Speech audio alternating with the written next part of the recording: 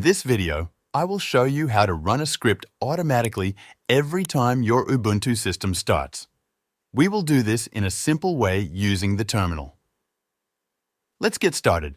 First, make sure your script is ready. For example, I have a script called myscript.sh. It's in my home folder.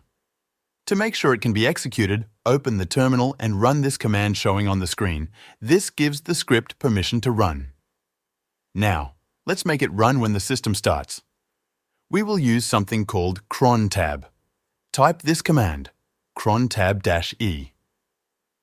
If it asks you to choose an editor, just press Enter to select the default. This will open a file. Go to the bottom and add this line showing on the screen.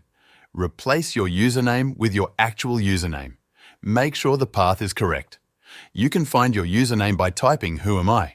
After you add the line, press Ctrl+O to save, then Enter, and then Ctrl+X to exit.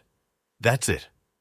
Now, every time you restart your computer, Ubuntu will run your script automatically. Thank you for watching.